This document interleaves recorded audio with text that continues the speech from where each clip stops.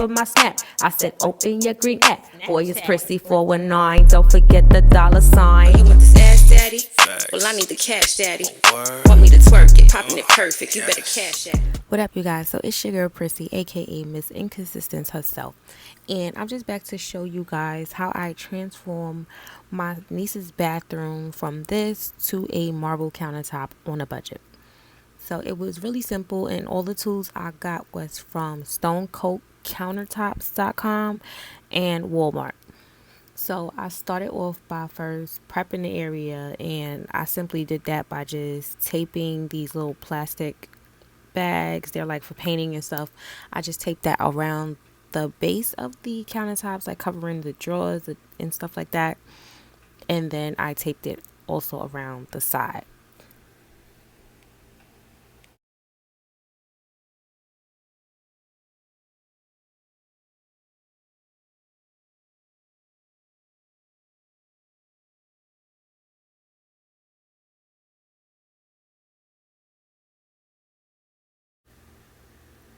So for the first step, I'm going to be spray painting the backsplash of the countertop. So I'm just putting some tape around there real quick in a little plastic bag, just to kind of protect the sink from getting too messy with the spray paint, because I am not a professional and I have no idea what I'm doing.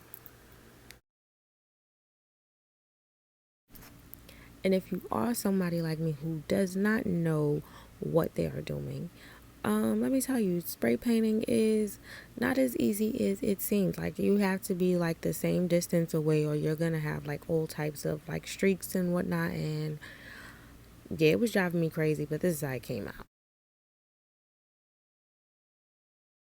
After mixing up the epoxy, this is just what's left over, and I don't have a clip of mixing the bathroom epoxy because I showed that process in the video I recorded about how I did her kitchen, but I'm gonna upload that next. It's supposed to be up first, but I'm gonna do that next. So I'm just taking that leftover epoxy and just smoothing it out all over the counter, so that when I pour the rest of epoxy, that this helps it just glide everywhere.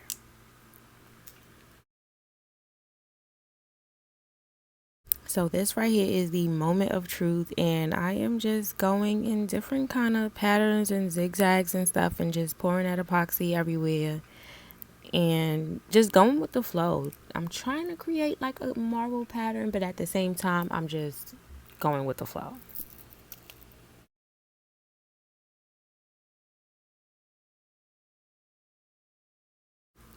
So learn from my mistakes, and when you're mixing your epoxy colors, just make one big batch enough to do what you're trying to do, because I was making small batches, so they kept coming out different colors, of course, due to the process of how to make them. Yeah, so the second batch that I made, it was like significantly darker than the first batch.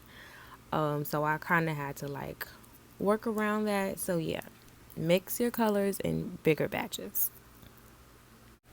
Now here, right here at this very moment, you can like insert like, I wish I had a time machine, because this is where I really messed up. Like, I should have never poured as much as I did into the sink, because watching people do this technique, their sinks were not attached. Their sinks were like in the garage somewhere just being worked on. But this is the actual functioning sink. So me pouring this, I did not think about the fact that all of this epoxy was just going to go down the drain.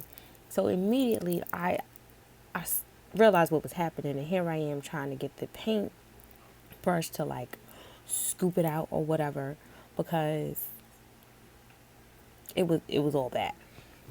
But yeah, for this part, I would recommend closing your drain or doing something, taping it off, whatever have you. Do something to the drain before you do this, and do not pour as much as I did. Work with little bit amounts if you're going to go this route, because that was a bad idea.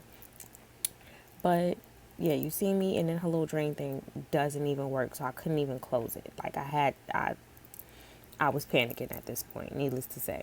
So after the epoxy began to set up a bit, I started to add the white inside of the sink to give the marble stripes. And kept cleaning out the drain to just make sure the sink didn't get clogged, and then I moved over to the other side, and by that time the epoxy was a little bit less runny, so it was easier to work with. And of course I added less to the bowl, so I took all the mistakes I made with the first sink and learned when I was doing the second one. After about letting it set up for 3 hours, I peeled the tape off, and I didn't record that clip, and like slowly the epoxy dripped down the side, so I didn't have to do anything to the side, and then I just let it all dry completely.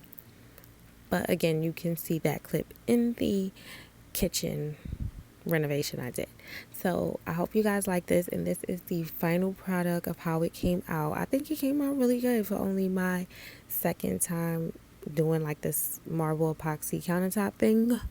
So yeah, drop a like if you enjoyed the video. If you learned anything, I am gonna leave the link below to where I got it from, and I'm gonna catch you guys in the next one. Bye.